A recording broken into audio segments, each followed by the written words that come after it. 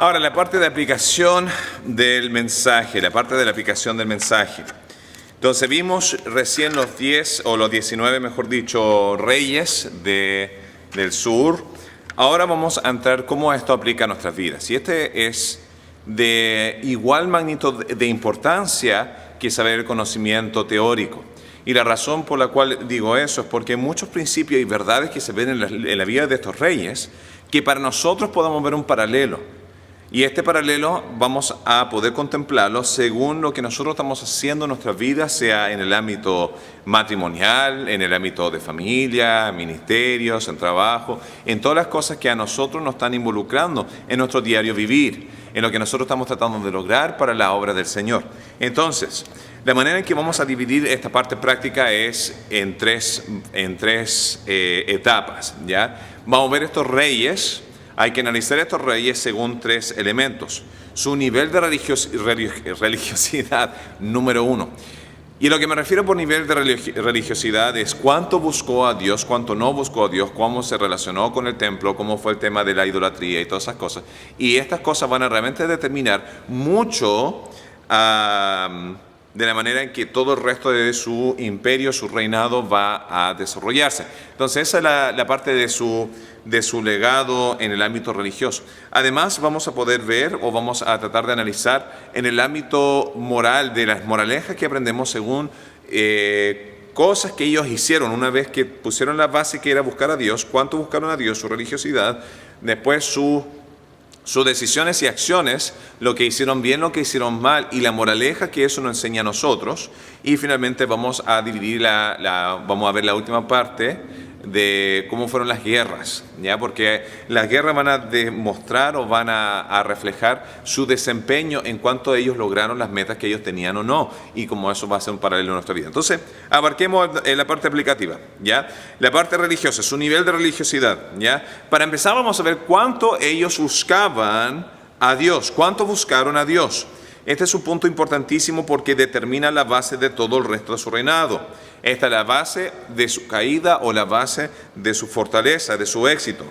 Incluso nada se escribe de las habilidades o dotes del individuo, ¿ya? De estos reyes ninguno dijeron, él era extrovertido, él era introvertido, él era buen mozo, él era feo, él era muy organizado, él era desordenado. No se habla de ninguna habilidad de estos reyes, simplemente toda la base de su éxito. En este análisis que se entrega a través del autor de este libro, es en base de este primer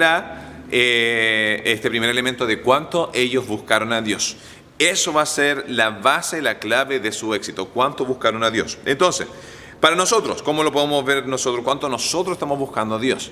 Y los reyes caen en tres categorías, ¿ya? Los que buscaron a Dios con todo su corazón, los que fueron parciales en su búsqueda de Dios y los que no buscaron a Dios, ¿ya? Fui bastante original en la manera que puse esta parte. Entonces, tipo de búsqueda. Aquellos que buscaron a Dios con todo su corazón. Vemos a Josafat. Ya vamos a 2 de Crónicas 17. Vamos a ocupar nuestra Biblia. No hemos leído nada hasta ahora ya que hemos tenido, hicimos 7:14, pero vamos a ir a 17, versículo 3 al 5. Y vamos a ver cómo Josafat buscó a Dios. Dice así: y Jehová estuvo con Josafat porque anduvo en los primeros caminos de David, su padre, y no buscó a los Baales, sino que buscó al Dios de su padre, y anduvo en su mandamiento, y no según las obras de Israel. Jehová, por tanto, confirmó el reino en su mano, y todo Judá dio a Josafat presentes y tuvo riquezas y glorias en abundancia. Y se animó su corazón en los caminos de Jehová. ¿Ya? Entonces, Josafat fue uno de los reyes que había mencionado, uno de los 3 reyes principales, y él fue alguien que buscó a Jehová de todo su corazón. ¿Ya? Y eso significa acciones que luego él va a estar implementando o él que va a estar haciendo. Pero acá vemos a alguien que buscó con todo su corazón a Jehová. Luego, en capítulo 26, versículo 5, tenemos a otro hombre que realmente me gusta su historia porque nos enseña mucho, y es el caso de Uzías. Porque Uzías dice en versículo 5 de 26, y persistió en buscar a Dios en los días de Zacarías, entendido en visiones de Dios. Y en estos días en que buscó a Jehová, él le prosperó. ¿Ya? Y no estamos hablando de una prosperidad, de que vas a ser rico y millonario, que aquí, que allá. Pero acá estamos viendo la bendición de Jehová sobre aquellos que buscaban a Jehová. Y Usías, mientras buscó a Jehová, Dios le prosperó. Ahora, él no va a caer en la categoría de alguien que buscó 100% a Dios, sino en aquellos que fue parcial. Y voy a explicarlo en un segundo más. Tenemos también los casos de Ezequías, que uno lee su descripción en lo que él hizo y fue magnífico. ¿Ya? Tenemos el caso de Josías, ¿ya? Que también buscó con todo su corazón. Estos fueron los campeones de esta categoría y su búsqueda conllevó a acciones que trajeron grandes beneficios a las naciones. ¿Ya? Estos reyes que buscaron a Dios, y este es paralelo a nosotros, cada uno de los que está acá presente, y la búsqueda de Dios no va a ser algo de un día, sino va a ser un patrón de vida para el resto de su vida. Cuando ustedes implementan esto, van a ver los resultados de ellos. Dice así, estos reyes vieron bendición, progreso y rescate como nunca antes. ¿Por qué? Porque pusieron a Dios primero.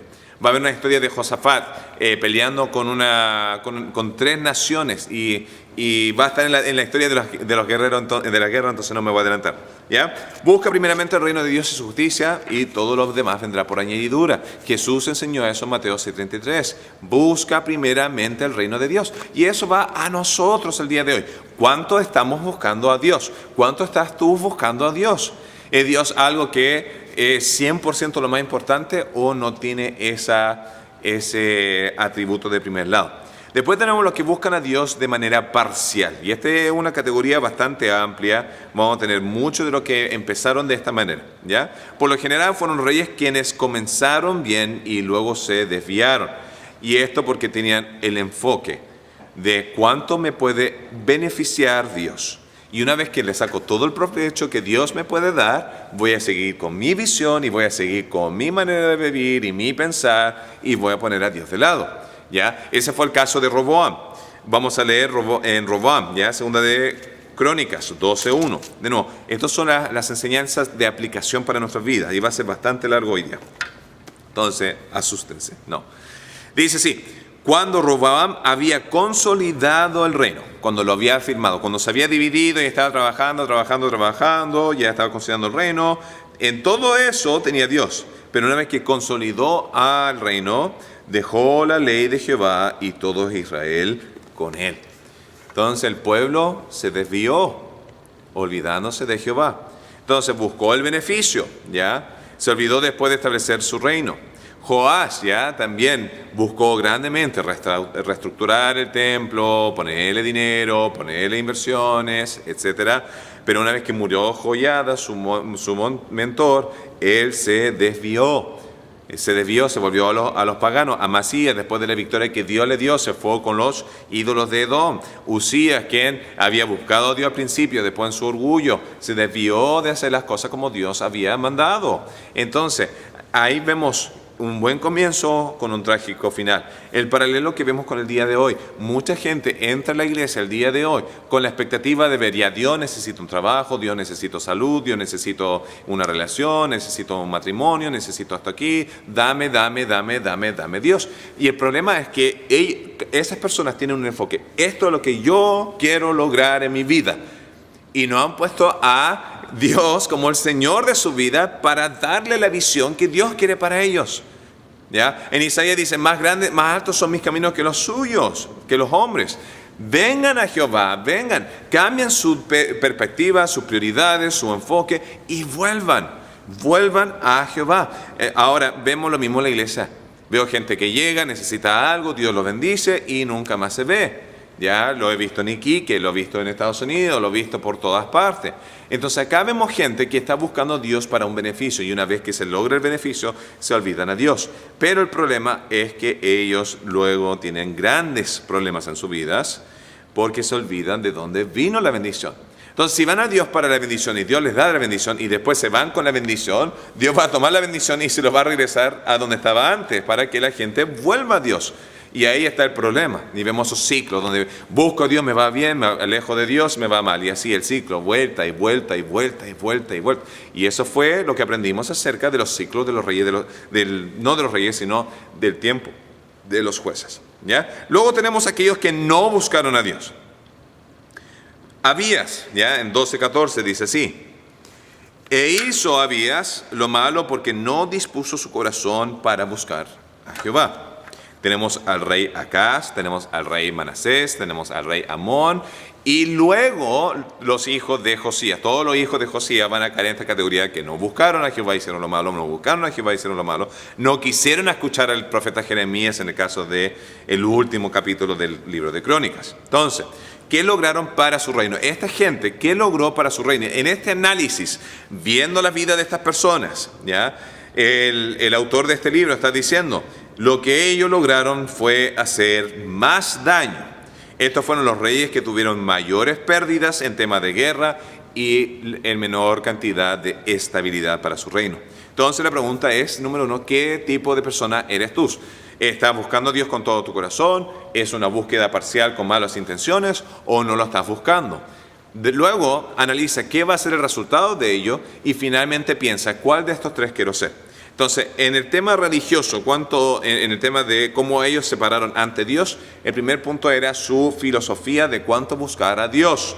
Luego, el segundo punto, y el personaje principal de todo este libro es el templo, ¿ya? Aunque no es una persona, pero se ve el diseño y la construcción del templo, el abrir y cerrar, ruptura, robo, reconstrucción, todo esto a través de los reyes del templo, se destruye con la conquista de los de Babilonia y finalmente Ciro manda para que se reconstruya el templo porque era el mandato de Dios, el rey de Persia. Entonces, todo el punto principal de todo este libro, el personaje, se podría decir, en conjunto acá sería el templo.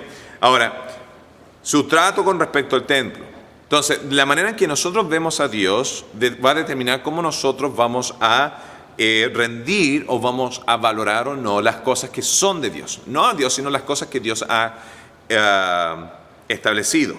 Y acá vamos a ver algunos que van a ver el templo como un elemento sagrado. Y siendo sagrado van a verle el valor y van a invertir. Y acá hay algunos personajes que invirtieron en la obra del templo. Tenemos al rey Asa, ¿ya? El rey Asa va a mandar para arreglar el altar y la entrada. Luego Joás va a reabrir el templo, lo va a reconstruir. Ezequías también le va a hacer reparaciones, lo va a reabrir, va a bendecirlo. Y Josías va a ser el que realmente le hace toda la rededicación final antes de su destrucción. Entonces, estos eran personajes que venían un gran valor al templo. Y porque venían un gran valor en el templo, invirtieron de sus recursos para ello. Ahora, si tuviéramos que hacer un paralelo con nosotros el día de hoy, ¿qué sería el equivalente al templo?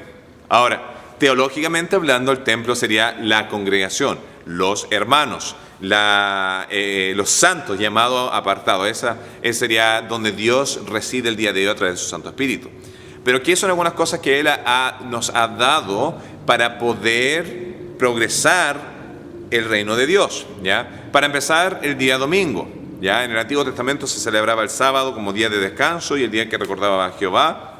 En el Nuevo Testamento se celebra el día domingo. ¿Por qué? Porque fue el día domingo que Jesús resucitó y empezó toda una nueva dispensación, todo un nuevo trabajo. Ya no es el mismo sistema del Antiguo Testamento, sino acá entra el tema de la gracia. Ahora estamos alcanzando a los gentiles. Y todo lo que se recuerda es la nueva obra que Dios está haciendo en nuestras vidas. ¿Ya? Entonces, hay todo un debate si es que ese día es el sábado o domingo. La mayoría de los creyentes ha ido con el tema del domingo. Hay algunos pocos adventistas y algunos bautistas incluso, y algunos de otras denominaciones también, que van de vuelta al tema del sábado. Pero muchas de esas iglesias caen en la trampa de empezar a aplicar la ley, y se olvidan de la gracia. Para ellos está el libro de Gálatas. ¿Ya? Bueno, ¿qué otra cosa Dios nos ha entregado a través de un beneficio para la obra de Dios? Bueno, el tema de la iglesia. La iglesia es la gente, pero nosotros ocupamos recursos para poder congregarnos, ¿ya? Que sería el edificio, el programa, los ministerios, los materiales de los niños, todas esas cosas, ¿ya? Si nosotros valoramos lo que la iglesia ha logrado en nuestra vida, o Dios ha logrado en nuestra vida a través de la iglesia, nosotros como agradecimiento, por lo general, vamos a estar dando de vuelta a Dios. Y ahí es donde entramos en nuestra parte de finanzas, donde nosotros damos de nuestro tiempo, o sea, de nuestro dinero para los recursos, para pagar la luz, para pagar el arriendo, para dar a misiones y todas estas cosas para poder propagar la obra de Dios. Y también nosotros damos de nuestro tiempo. Vamos el domingo a la mañana, volvemos el domingo a la tarde, vamos el día miércoles, tenemos clase de instituto, jóvenes, limpieza, lo que sea, tenemos todas estas diferentes cosas. Porque valoramos lo que Dios es y sus instituciones en nuestras vidas, nosotros queremos dar, ¿ya? Porque sabemos el impacto que va a hacer. Ahora, ese fue el caso de estos reyes, y Dios los bendijo de una manera donde uno nunca puede sobredarle a Dios. Uno nunca puede sobredarle a Dios. Tú le das a Dios, Dios te va a dar, te va a llover abundantemente más de lo que tú podías darle a Dios. Y ese principio de estos reyes, ellos sacrificaron, pero el beneficio que ellos vieron, aunque tal vez no monetariamente, pero muchas veces sí monetariamente, vieron el progreso de su reino, vieron el progreso de su familia, de su vida, etc. ¿Ya? Otros respetaban el templo, y esto es una comparación que estamos viendo de los reyes, pero no lo veían de manera tan sagrada, no le dieron la prioridad. Y este fue el caso de Roboam, Acaz y Asa, ¿ya? Entre otros, donde cuando llegó el momento de problemas, no tuvieron problema en sacar los tesoros del templo y pagar a sus enemigos para que no le hicieran guerra, o pagar a otra nación para que viniera y los rescatara, como había sido el caso de Asa, ¿ya? Entonces, hubieron aquellos que no le vieron el beneficio del templo, lo respetaban, pero no le veían el beneficio. El tercer grupo de personas, ya, de los reyes, eran aquellos que no les importaba el reino y lo cerraron, ya. Acaz, vemos 28-24, ya, capítulo 28, versículo 24. La manera en que él trató el templo, dice así: además de eso, recogió Acaz los utensilios de la casa de Dios y los quebró, y cerró las puertas de la casa de Jehová, y se hizo altares en Jerusalén en todos los rincones, ¿ya? No le veía el uso del templo, lo cerró, lo odió, lo quiso apartar, lo quiso esconder, lo odió, ¿ya? Ese siendo el caso, ¿ya? Hubo un mal uso, una mala vista, ¿ya? Tercera categoría dentro de la parte religiosa, que es el lapso más largo, es cómo lidiaron con la idolatría del pueblo. Algunos fueron a buscar la limpieza total. Asa, Josafat, Ezequiel y Josías fueron y arrasaron totalmente con la idolatría. Otros fueron limpiezas parciales, ¿ya? En el caso del rey Joram, Joram dice que él no fue malo, pero el pueblo seguía corrompiéndose. Tenemos caso de otros que motivaban la idolatría, y en el caso de la motivación de la idolatría tenemos a Amasías, que llevó los ídolos de los paganos, Acaz y Manasés y Amón, que cada uno en su manera correspondiente implementaron la idolatría a su pueblo. Entonces, la manera en que yo vería este tema de idolatría es cuánto pecado nosotros vamos a lidiar en nuestra vida. ¿Va a ser una limpieza total? ¿Va a ser una limpieza parcial? ¿O vamos a promoverlo? Como cristiano, si tú realmente quieres la bendición de Dios y progresar en la vida, tienes que lidiar totalmente con el problema. Y eso significa no en las cosas superficiales, sino en las cosas de raíces. Los reyes tenían la responsabilidad de dirigir al pueblo de una manera correspondiente hacia Dios, no a ellos mismos. No podían ser pasivos. Y ahí es donde entramos en la parte parcial. Hay muchos cristianos nominales el día de hoy que son solamente en nombre, donde van a la iglesia, escuchan las canciones y después van a la casa y viven una vida normal y se roban de la bendición de un impacto que Dios quiere hacer en nuestras vidas, ¿ya? Y ahí entra el tema de la hipocresía. Y luego hay gente que no le importa el pecado y se lanza completamente. Dios no va a estar en la vida de ellos bendiciéndolos, ¿ya? Entonces, ese era en el ámbito religioso. En el ámbito de lecciones de liderazgo tenemos diferentes moralejas que me gustaría compartir. Para empezar, la historia de Roboam, volviendo en esa orden secuencial, el primer rey que se menciona en nuestro listado, ¿ya? Roboam fue alguien que fracasó en su reino, pues dejó de buscar a Dios. Confirmó su reino y se olvidó de Dios. Por favor, no caigamos en ese error donde recibimos de la bendición de Dios, estamos gozosos, nos distraemos y luego lo dejamos, ¿ya? Porque vamos a caer en la misma trampa que Roboam cayó. Asa, también otra historia bien parecida, fue alguien que hizo muchas cosas buenas. Esta es la segunda historia de moraleja que se podría enseñar. Hizo muchas grandes hazañas, hizo una de las guerras que vamos a estar mencionando después con Etiopía, donde logró grandes cosas. Pero luego se desvió de confiar plenamente en Dios y empezó a ocupar sus recursos confiando en otro elemento. Ahora, es difícil confiar en Dios porque cada vez Dios te hace crecer más y más y más y te pone en situaciones más difíciles y más difíciles y más difíciles y más difíciles. Pero la razón por la cual te pone en estas situaciones difíciles es para demostrar qué tan grande es Dios y enseñarnos a depender más en Él. Pero Él llegó a un punto y dijo, ¿sabes qué? Esto es demasiado difícil. Me estreso mucho, ya lo que estoy invirtiendo en Dios lo voy a invertir en el enemigo para que me ayude, y ahí vino su desgracia. En el caso de Josafat aprendemos sus malas alianzas y cómo le costó caro a su familia. Tus decisiones tal vez te afecten a ti, pero definitivamente van a afectar a tus hijos. Si tú te farreas el dinero, si tú eres una persona que es impulsado por vicios, si tú eres una persona floja, si tú eres una persona irresponsable, si tú eres una persona mentirosa, todas esas cosas estás enseñando a tus hijos a aplicar en su vida. Cuando ellos te ven a ti, van a medir la medida de cómo debería yo vivir la vida. Tú eres, en esencia, el líder de tu casa, sea hombre y también mujer, padre y madre. Y en el caso de Josafat, él mostró a sus hijos que hacer alianzas con personas que no son éticos, que no son morales, que son gente que son pagana, que son gente en contra de Dios, siendo naciones de Dios, demostró que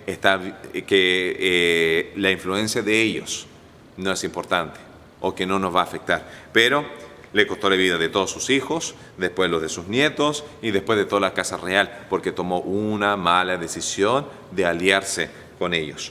Después tenemos el caso de Joás. Ya Joás fue una persona muy mal agradecido que se olvidó del hombre que le salvó la vida al permitir que mataran al hijo de aquel hombre. ¿Por qué? Porque empezó a confrontar la idolatría de los príncipes. Ídolos están haciendo mal, Dios nos va a bendecir, y fue a condenar primos, ¿ya? Joás con este sacerdote que él mató eran primos y aún así permitió la muerte de él. Ahí vemos un principio de mal agradecido y le costó caro porque lo que uno siembra es lo que uno cosecha, y ahí después lo asesinaron en tiempo breve. Después tenemos el caso de Uzías, ¿ya? Que envanecido con su éxito cae rotundamente, ¿ya? Proverbios 16, 18, ¿ya? Para aplicar este principio en nuestras vidas. Proverbios 16, 18. Proverbios 16, 18. Ya no lo tenía acá. Ya dice así. Muy importante, ¿verdad? Antes del quebrantamiento, antes de la caída, antes de la desgracia, antes del quebrantamiento, es la soberbia. Uzías se enalteció, se llenó de soberbia. Antes de la caída, la altivez de espíritu. Tengamos cuidado. No pensemos que somos intocables. No pensemos que somos superiores a nuestros antepasados al hacer los mismos errores y pensar que no nos va a llegar. No caigamos en ese error. Ezequías, vemos el aprendizaje de su vida. Ya puso a Dios primero, puso las cartas delante de Dios, y puso un gran reavivamiento. Pero el error que él cometió fue pedir más tiempo que lo que Dios tenía para él. Y al tener más tiempo, no logró las metas de Dios, sino logró arruinarlo para su legado. También tenemos el caso de Josías. Se metió en una pelea que no le correspondía y salió perdiendo. Josías, ya el niño que hizo el reavivamiento, el templo y todas esas maravillas que hizo, se metió en una guerra entre Egipto y Babilonia que no le correspondía, y fue a tratar de defender al que no debía estar defendiendo, y le costó la vida. No te metas en peleas ajenas, sería la moraleja. Bueno, cuando viene el tema de guerras, tenemos las victorias memorables. Ya voy a hacer mis top 4. Victoria memorable número 1, Judá contra Israel. Judá tenía 400, ¿ya? Y la nación de Israel tenía 800. Y lo que hace tan memorable esta guerra fue que el grupo más pequeño ganó, Judá. Pero hay un discurso sumamente memorable en capítulo 13 acerca de buscar a Jehová, y Jehová está de parte de nosotros, ustedes fueron con paganos, y eso es lo que lo hace tan memorable, además de que ganaron teniendo la mitad de los guerreros. Ya Dios trajo la victoria. Victoria memorable número 3, ya la historia de Asa contra Etiopía, que el enemigo tenía más de 1 millón contra un ejército de aproximadamente 400, ¿ya? Y hubo una gran ganancia, ¿ya? Lo vemos en capítulo 14, si quieren leerlo, pueden hacerlo.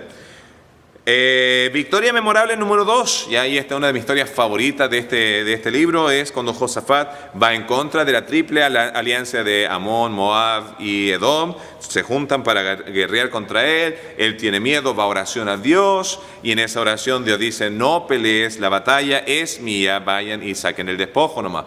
¿Y qué pasa? Cuando llegaron, se habían matado las 3 naciones entre ellos porque se habían confundido supuestamente, y se mataron todos y llegaron solamente para agarrarlo, ¿ya? Y ahí vemos la gran verdad acerca de que Dios peleará nuestras batallas. No las pelees tú, ¿ya? Cuando tienes que pelear y tienes que batallar y tienes que confrontar porque Dios te manda, hazlo porque tiene una responsabilidad. Pero hay veces donde gente te está atacando a ti, donde no vas a salir ganando si peleas de vuelta. Déjalo en la mano de Dios y deja que Dios sea Dios. Después tenemos y Josafat tuvo tanta fe en Dios que mandó su coro enfrente del ejército, celebrando y alabando a Dios porque Dios había prometido esta gran victoria. Ya ese capítulo, sí o sí, léanlo, capítulo 20. Y la victoria más memorable es la historia de Ezequías, donde Dios peleó por él y el ejército enemigo estaba rodeando a Jerusalén, y el rey Ezequías fue a entregar las cartas al templo. Isaías viene y le dice: la batalla te lo ha entregado Dios, no preocupes, y Dios arrasó con todos ellos aquella noche. Las pérdidas memorables o lamentables, número 5, mi top 5. Número 5, cuando Josafat y Acab fueron a pelear juntos, ya hubo una flecha que fue lanzada al aire y mató al rey de Acab, de Israel, el rey Acab, que era por mano de Dios. Pérdida memorable fue la muerte de Josías, donde se metió en una pelea que no le correspondía. Josías siendo tan buen rey, por eso es una pérdida memorable que recordamos. Número 3, cuando Israel mata a muchos de Judá porque a Amasías se le subió los humos a la cabeza. Ya Amasías ganó contra Edom y después dice a Israel: ya, veámonos cara a cara. Y el rey del norte dijo: ¿sabes qué? Se te están subiendo los humos a la cabeza, no haga este mal, no vayamos a guerra. Y pierde la nación de Judá por su soberbia, porque Dios no lo había llamado y se había metido con los ídolos. Pérdida memorable número 2 sería por Siria e Israel contra Acaz, donde arrasaron con millares o miles de personas, capítulo 28. Y la pérdida más memorable, la que más recordamos, la más dolorosa, fue cuando vemos la caída de Jerusalén en manos de Babilonia y el templo es arrasado. El libro termina, ya, Ciro manda la reconstrucción del templo y ahí vemos que Dios seguirá siempre siendo Dios. Confiemos en Él, ¿ya? Estas son las lecciones de aplicación para nuestras vidas y espero que en estos 50 minutos de estudio hayamos podido aprender. No dudaría que tal vez tengan que ver estas grabaciones un par de veces para poder recordar todas las cosas. Lo pueden encontrar en YouTube o en nuestra página web ibbauspicio.com. Que el Señor les bendiga. Nos vemos pronto.